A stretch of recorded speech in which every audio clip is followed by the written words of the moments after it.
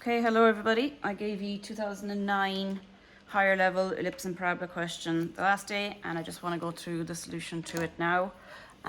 Just to start with, I want to first of all actually look at the question. All right, so this time figure shows the design of a coffee pot, and they tell us then that the curve ABC is a parabola and the vertex is at B. So where's ABC? There's A, there's B, and there's C. Then it says that the curve DEG is a portion of the ellipse shown F, and F1 are the focal points. So DEG is a portion of an ellipse with F and F1 as focal points. So where's DEG? There's D, there's E, and G. Okay, and we know focal points. And as I look at it, look, I can see as well that I know a major axis. The curve R to S is an identical portion of the same ellipse. So RS, this curve here, is the same ellipse, identical portion. The line JK is a tangent to the ellipse at K. So JK is a tangent. And that is here, JK, so it's this line. Okay, and it's to a tangent to the ellipse at K. And we know where point J is. In this case, we don't know where K is. If we know where J is, it's a point on the outside. And we're asked to draw the given design showing clearly all constructions. Okay, so a parabola, then an ellipse, then a copy of the same ellipse to be drawn, and then a tangent. So 4 areas, same as the last few questions. I'm going to go fairly quickly through this one because nothing of what I'm going to do here today is new. First thing I'm going to take note of though is I have a major axis, or at least right there, that 45 millimeters is half the major axis, which means effectively I have the major axis and I have points on the ellipse, or at least focal points in the ellipse. And you know from what we've done over the last 2 days, in order to find focal point, you take half the major axis on your compass and swing it from the end of the minor. And the opposite to that is, in order to find the minor, take half the major axis on your compass and swing it from the focal point. So let me just prove that that is correct. So before we do it in our question, even though the first thing I'm actually going to do in my question is the parabola. So there's half the major axis. And remember, the question when you get it is a pre-drawn solution. It's just not the size we want it. So angles and stuff are similar, so I can test it within the question.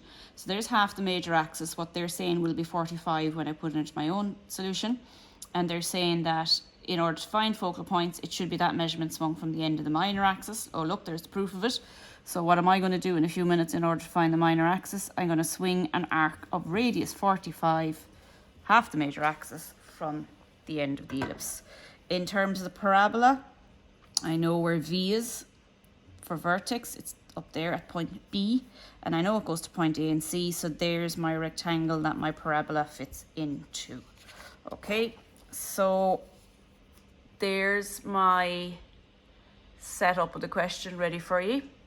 Okay, so I have my base already gone in, and I've put in all the construction lines I need. Now, the one thing that I suppose I might point out is point J can't be found until I have the parabola drawn, and there's a few other little points like that as well. So I have to start with the parabola, and as usual, and I'm probably going to speed this up in the video, as usual though, I need to draw the rectangle that parabola fits into. So it goes from A to B to C.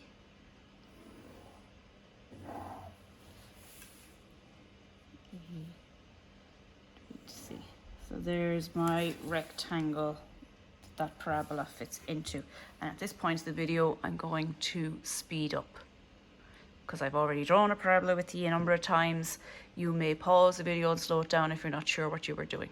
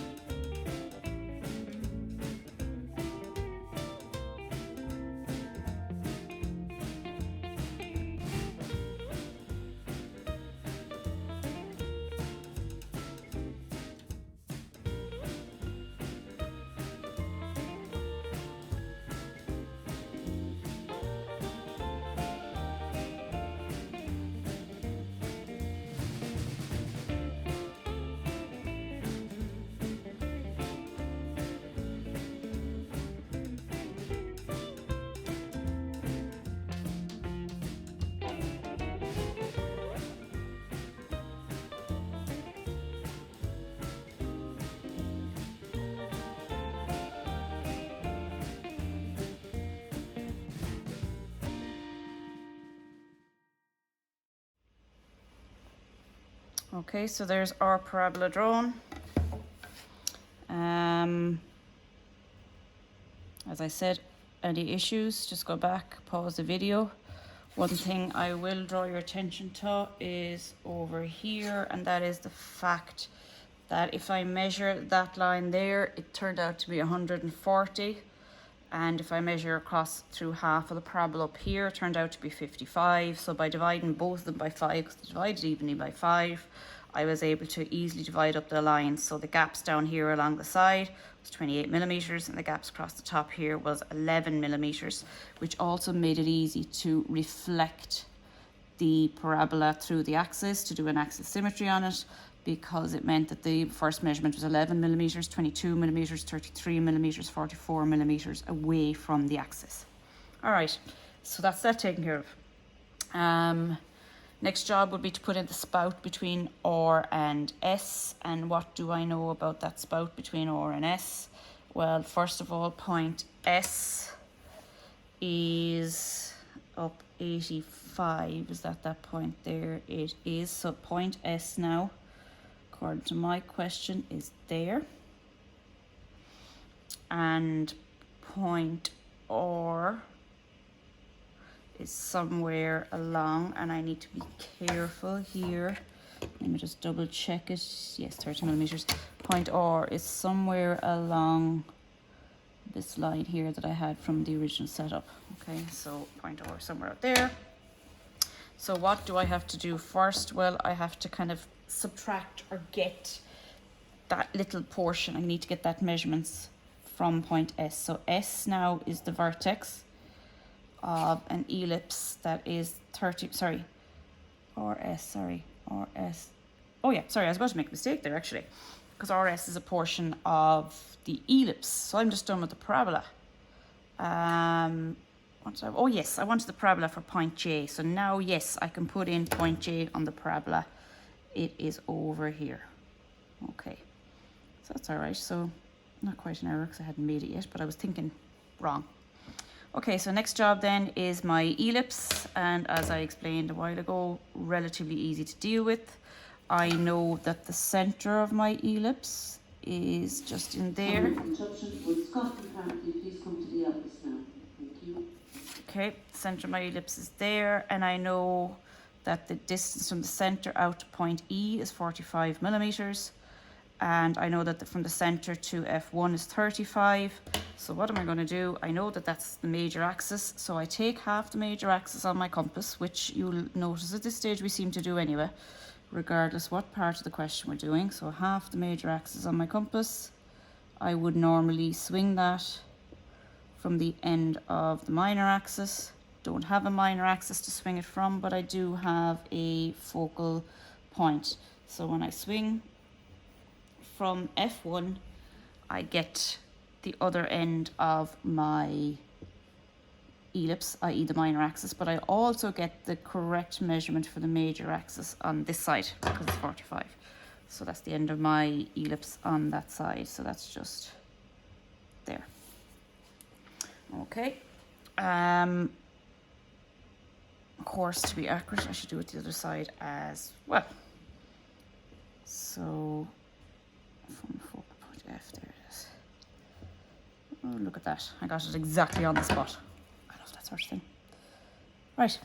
Okay, so my ellipse fits in between these 2 points and these 2 on the top and bottom. I do need to put in the other focal point now while I'm here. Whether I'm going to use it or not now is another story, but I do need it in. I'm going to use the tremolo method on this ellipse, which I revised in not the last video, the video previous to that. I would also like you to use,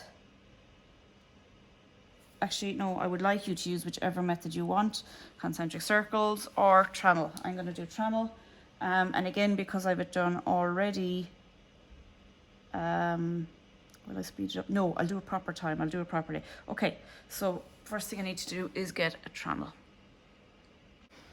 Okay, there's my tremolo. T-R-A-M-M-E-L. And it's my tremolo. Always remember to put your name on it or your exam number. on it. Remember, this is about to be your construction. And then what I'll do over here is I will start by marking in a point P, and then I will measure half the major axis. So that I'm putting point P at the end there of E, I'm putting it at the end of the major axis. So there's half the major axis.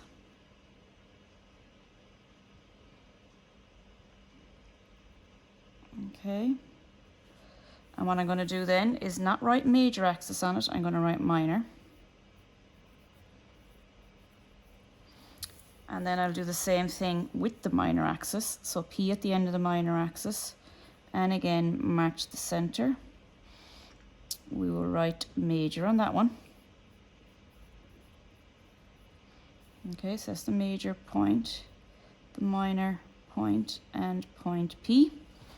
And what I'm going to do then is I'm going to literally keep that dot on the minor axis, keep this dot on the major axis, and that will generate points for me. So if that's minor and this is my minor axis, this is what's going to generate points. Now if you want, and I have done it like this before as well, you could always put a color on your major axis and a color on your minor axis and match it up that way. Either way, just be as accurate as you can. So there I am, there's an example of 1 point. The major dot is on the major axis, the minor dot is on the minor axis, so that gives me a point P up here. And I just keep moving that around and generating points.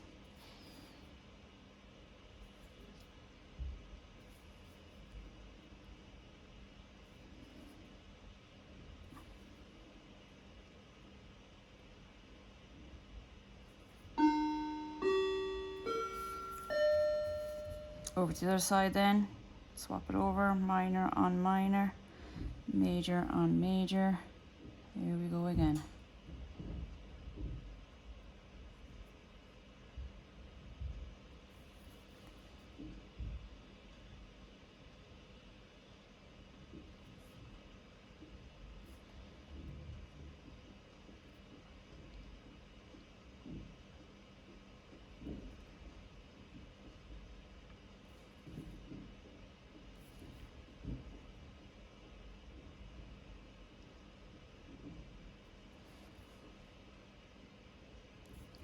And then turn again for down here. And look at me there, I was about to go wrong. So I'm looking for P in here somewhere. Oh yeah, there it is, look. Minor on minor, major on major.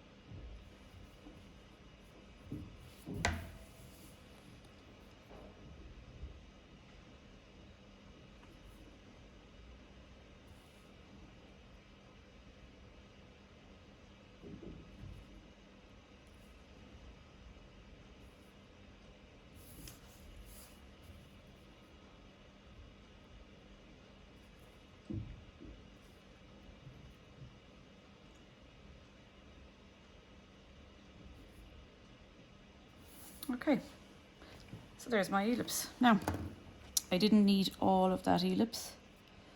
I only need this section over here. I suppose it's the handle. This is some sort of fancy teapot, I think. But yeah, that's all of it I need. So I'm just going to lightly sketch it in for the minute. I have it in a while. You'll notice with the tremolo it gives you a lovely smooth set of dots, but it can be quite difficult to keep those set of dots inside in the sketch. Okay, I'll leave that out like that for the moment. It's light, it's not finished. Now, what I will do though is I will sketch this side in a little bit heavier. And before I do, I'm just going to move myself. I'm at the other side of the board in order to make that smooth.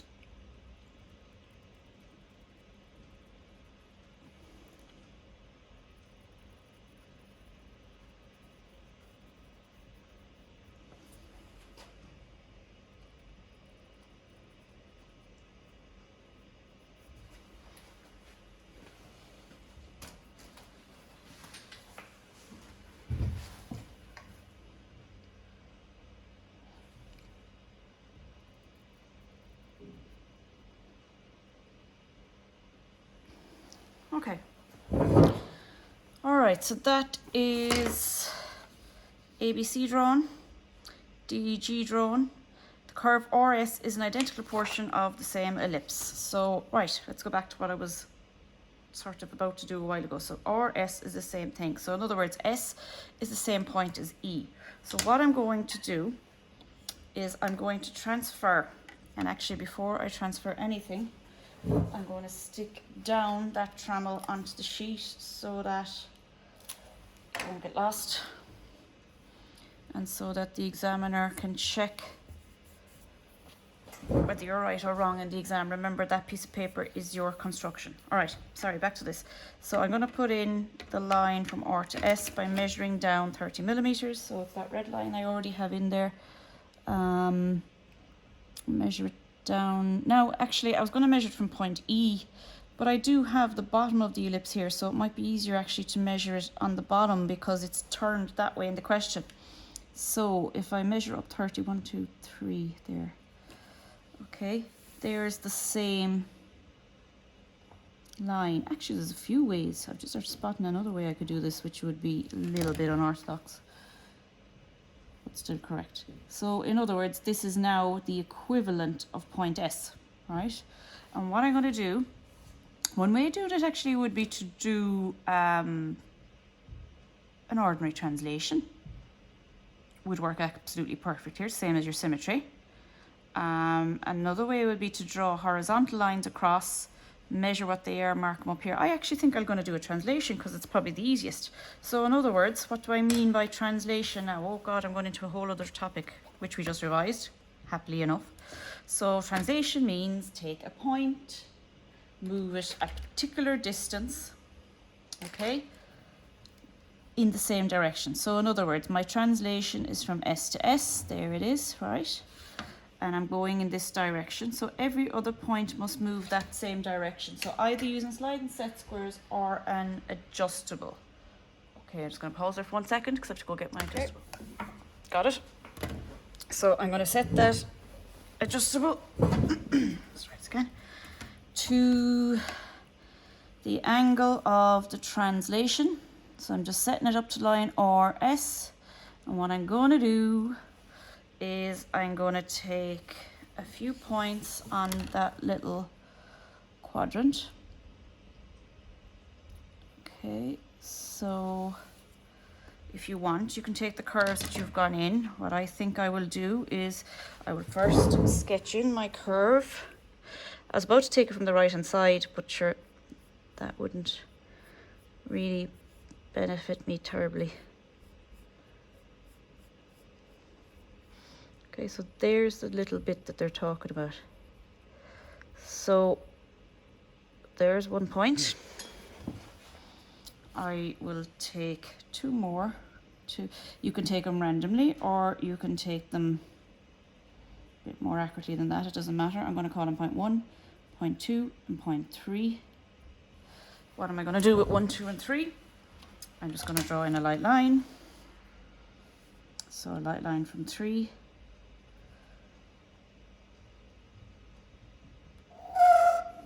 Light line from 2, all going the same direction, that's the key here, and light line from 1. What do I do now? I set my compass to the distance between S and S. Okay, so S to S, there it is, and I put it at point 1. I put it at point 2. and I put it at 0.3. Okay.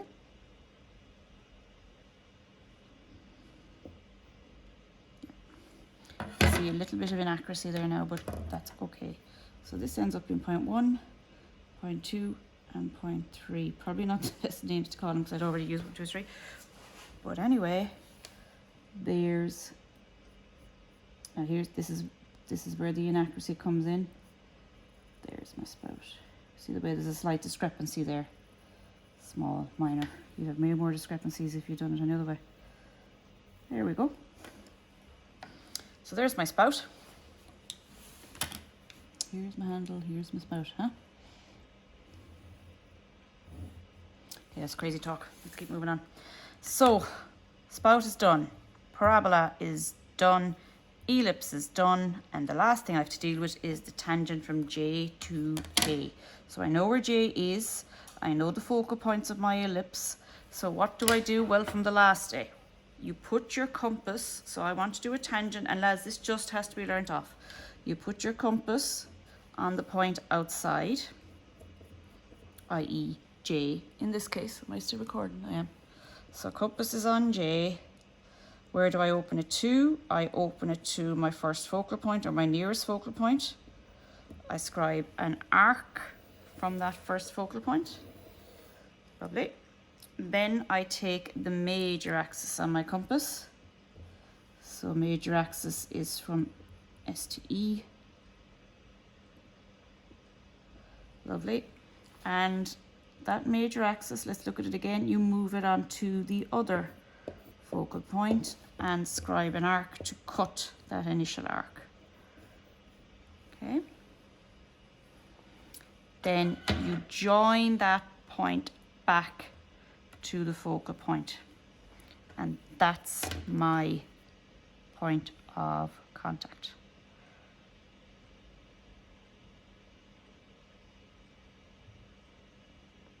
Okay, just trying to get that accurate. I was just looking ahead to what that would look like. Always check yourself. That's why I paused there for a second. Anyway, so there you are, joined to the focal points. That's F2, by the way.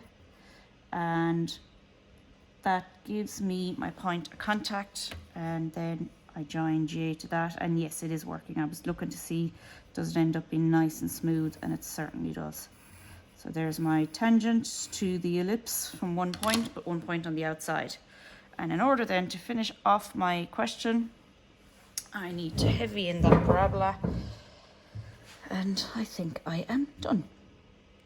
Couple of little things about this one. Be careful that you don't forget to put in that top tiny little 12mm radius circle. I had that in at the start. An easy one to forget. You might be saying to yourself, why is it there?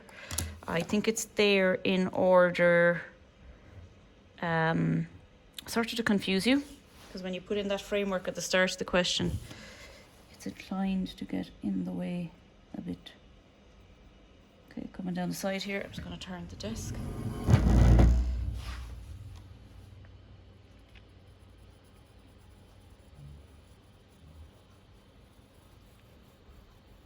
Okay, not as smooth as I'd like. If I went for it in one go, it's not bad.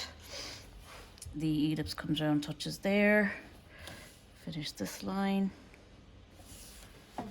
And that is it. Question complete. So we used a little bit of translation in here. We did the usual thing of knowing that if you have a major axis, and you have a focal point, you got a minor automatically. This little construction down here for putting in a tangent, you just got to learn it off. So J is the point on outside. So first step was to put my compass at J, open it to F. Second step was to measure the major axis of my compass and then put that at F2, swing an arc, and where they join, you bring it back. Incidentally, if you're wondering why there might be two arcs, there is also a tangent over here on the left-hand side, which we might have needed. We didn't in this case, but if we had needed it, it would give me a tangent there at the other side. It was just unnecessary, but it does give me a tangent. So there's always two answers to a tangent. If you're going to use the tremolo method, please remember to stick that onto your sheet. And Other than that, I see nothing else that is relevant. Take note of this. The parabola happened to work out, but that's not to say it always will work out.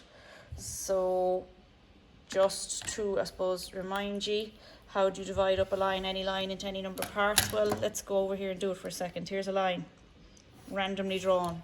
I want to divide that line up into 3 parts. What is it I do? I draw another line off from the edge of it at any angle at all. Doesn't matter where I put it or which end of the line I do it. There's my line, any angle, any line. I want to join it in, did I say 5 parts? I think I did, but whether I did or not, I can't remember. It's going to be 5. So I measure off 5 equal segments on the line. Now it could be 5 tens, it could be 5 15s, doesn't matter. I'm going to go with 15. 1, 2, 3, 4, and 5. So I'm dividing it into 5. So the last one is 5. Using my slide and set squares, or in this case I'm about to use my adjustable, I join the last point back to the end of the line. There it is. And then I draw parallel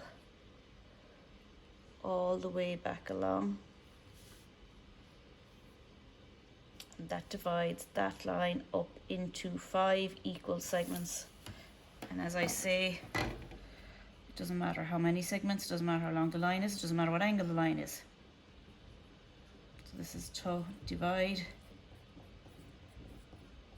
a line into an equal number of segments. So we might have had to use that there in that question. It's also on the previous video.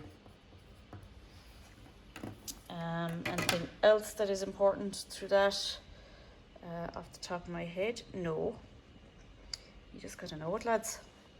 All right. Yeah, that's it. Thanks for watching. All right, bye-bye.